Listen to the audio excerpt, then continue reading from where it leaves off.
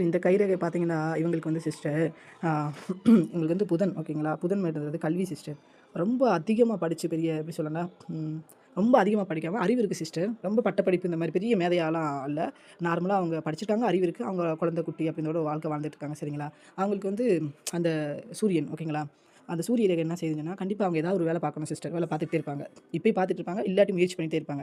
ஆனா ஏதாவது இப்போ ஒரு வேலையில இருக்கணும் இந்த நேரத்துக்கு சரிங்களா? இல்லாட்டி வேலைக்கு அவங்க போராடிட்டே இருப்பாங்க. வேலை இல்லாம வீட்ல ஹவுஸ் ஒய்ஃபா அவங்கனால சும்மா சாப்பிட்டு தூங்க முடியாது. அதுதான் கண்ட்ரோல். நம்ம அடிச்சு விடலாம். கவர்மெண்ட் வேலை இருக்கு, அந்த வேலை இருக்கு, இந்த வேலை இருக்கு. அப்படிலாம் கிடையாது. எந்த ஒர்க்குனாலும் அந்த பெண் வந்து வேலை செய்வாங்க, சம்பாரிப்பாங்க, துட்டு சம்பாரிப்பாங்க.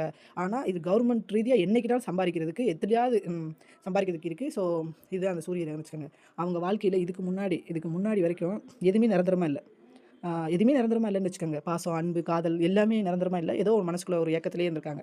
ஆனால் ஏக்கத்திலே இருந்தாலும் அவங்களுடைய லைஃப் என்ன ஆகப்போது இனிமேல் ஒரு 35 வயசு ஒரு நியர் 40 வயசுக்கு மேல அவங்களுக்கு படிப்படியா எல்லாமே கிடைக்கும் சிஸ்டர். ஏன்னா, அவங்க கிட்ட ஒரே ஒரு பெரிய தன்னம்பிக்கை என்னன்னா, இந்த கையிலேயே இந்த குரு ரேகை இந்த குருமேடு இருக்கு பார்த்தீங்களா? இந்த குருமேடு இருந்துச்சுன்னா, கீழ நம்ம விழுந்தா கூட ஏதாவது முயற்சி பண்ணி கடவுள் நம்மள காப்பாத்திருவாரு. குரு காப்பாத்திருவாருன்னு வச்சுக்கோங்க.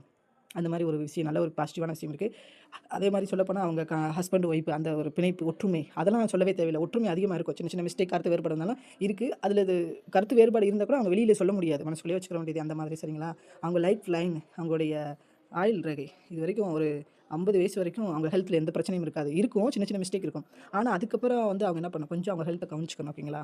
ஒரு சரிங்களா? அதுக்கப்புறம் நம்ம அவங்க ஹெல்த்த கவனிச்சுக்கணும். கண்டிப்பா கவனிச்சுதே ஆகணும்.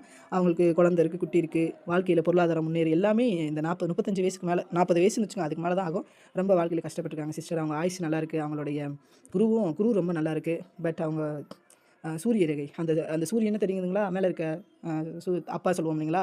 சூரியன். அவங்களுடைய சப்போர்ட் இவங்களுக்கு இருக்கு. ஒட்டுமொத்தமா அவங்க கடவுள் நம்பிக்கை கடவுள் மட்டும் தான் இந்த இதுகிட்ட இருக்குன்னு வச்சுக்கோங்க. இவங்ககிட்ட இருக்கு. பட் இவங்க தன்னம்பிக்கையால இவங்க கண்டிப்பா வெற்றி அடைய முடியும். அதுக்கப்புறம் வந்து அம்மா சந்திர ரேகை, செவ்வாய்.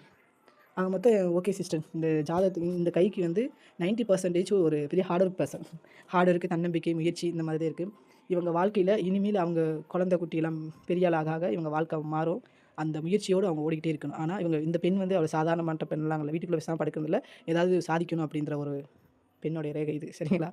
ம் பெருசா சொல்லப்போனா, அந்த பக்கம் பின்னாடி திருப்பி காட்டணும். இந்த காதல், வாழ்க்கை அப்படின்ட்டு.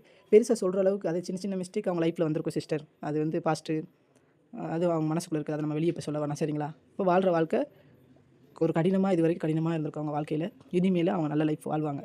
அதுதான் இதுல இருக்கு.